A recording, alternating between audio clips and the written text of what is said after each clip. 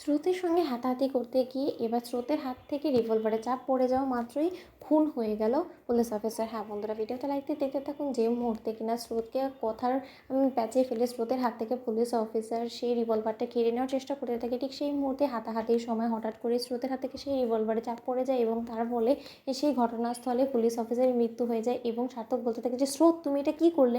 অন্যদিকে স্রোত চমকে ওঠে এবং স্রোত বলতে থাকে যে আমি এটা কোনো মতে করতে চাইনি। সার্থক তুমি আমার কথা বিশ্বাস করো। অন্যদিকে রাই বলতে থাকে যে স্রোত তুই এটা কী করলি, তুই একজনকে খুন করে ফেললি শুধুমাত্র তুই একটা অন্যায়কে প্রশ্রয় দিবি বলে, তুই এরকমটা করতে পারলি। স্রোত ঠিক সেই মুহূর্তে স্রোত ঘাবড়াতে থাকে। অন্যদিকে সেখানকার অন্যান্য পুলিশরা এসে স্রোতকে সঙ্গে সঙ্গে অ্যারেস্ট করে নেয় এবং বলতে থাকে Mrs Srotoswini, you are under arrest. আপনি একজন পুলিশ অফিসারকে খুন করার দায়ে আপনাকে আমরা অ্যারেস্ট করতে বাধ্য হচ্ছি এবং আপনার যাতে সর্বোচ্চ শাস্তি হয় সেই ব্যবস্থা এবার আমরা নিজেরা করব। অন্যদিকে কথা বলা মাত্রই স্রোত যখন বলতে থাকে সার্থক প্লিজ তুমি আমাকে বাঁচাও, আমি এরকমটা করতে চাইনি, সার্থক প্লিজ তুমি আমাকে বাঁচাও।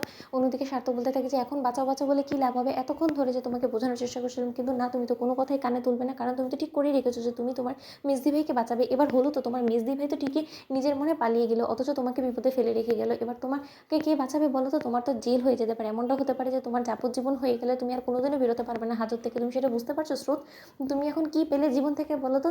এরকম একটা তুমি আমাদের দেশের সম্পদকে নষ্ট করে ফেলে সেই মানুষটা যে কিনে নিজের দায়িত্ব কর্তব্য পালন করছিল, সেই মানুষটাকে তুমি শুধুমাত্র তোমার মেজদি ভাইকে বাঁচানোর জন্য আজকে নিজ হাতে খুন করে ফেলে এবং সেটার সকলে সাক্ষী ছিল। এবার আমি সেই জিনিসটাকে কি করে ঘুরিয়ে দিতে পারি বলো তো স্রোত? তাই আমি তোমাকে বলছি যা হয়েছে তোমার সঙ্গে বেশ হয়েছে, এবার তোমার হয়ে লড়াই করার জন্য আমি বিন্দুমাত্র হাজতে যাব না, এই আমি তোমাকে বলে রাখলাম। আমিও দেখি যে তুমি কি করে তোমার এই অপরাধে বোঝাটাকে তোমার ঘাট থেকে নামাও। ডাকো এবার বরঞ্চ তুমি তোমার মেজদি ভাইকে, দেখি তোমার মেজদি ভাই কী করে তোমার বিপদে ছুটে আসে, যার জন্য তুমি এতটা বিপদ মোড় নিলে সেই মানুষটা এখন তোমার বিপদে আসবে না, সেই মানুষটা কোনোভাবে আসবে না, কারণ তুমি ভুল মানুষকে সঙ্গ করে, তুমি ভুল মানুষকে সাপোর্ট করে নিজের জীবনটাকে বিপন্ন করে দিয়েছো। এবার তুমি হারে হারে সেই জিনিসটা টের পাবে এবং যতক্ষণ পর্যন্ত না তোমার হুঁশ হচ্ছে ততক্ষণ পর্যন্ত রায় দিদিভাই আমি তোমাকে বলে দিচ্ছি আমি কোনো মতেই কিন্তু স্রোতকে ছাড়ানোর চেষ্টা করবো না এবং আমি যথেষ্ট পরিমাণে আশাবাদী যে স্রোতকে কোনো মতে ছাড়ানোর আমাদের আজকে কোনো রকম কোনো অপশনই নেই, কারণ যে মানুষটাকে তারা খুন করেছে সেই মানুষটার জন্য শত শত মানুষ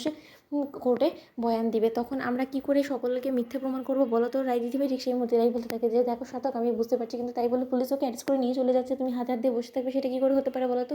কোনো কিছু করে তুমি প্লিজ আটকানোর চেষ্টা করো। অন্যদিকে সার্থক বলতে থাকে যে আমি পারবো না, দোহাই তোমার। অন্যদিকে পুলিশ অফিসার বলতে থাকে যে দেখুন ম্যাডাম, আপনি আর অন্যায়কে প্রশ্রয় দিয়ে আর কোনোরকম কোনো লাভ নেই, আপনি শত চেষ্টা করে কোনো মতে আপনার বোনকে আটকাতে পারবেন না এবং যে কোনো মূল্যে আজকে আপনার বোনকে তো আমরা অ্যারেস্ট করে নিয়ে যাবোই, কারণ সে আমাদের একজন অফিসারকে আমাদের সকলের সামনে গুলি করে মেরে ফেলার চেষ্টা করছে, তার তো শাস্তি অবশ্যই তাকে পেতে হবে। তো বন্ধুরা লাইক এবং শেয়ার করো, সাবস্ক্রাইব করতে ভুলো না।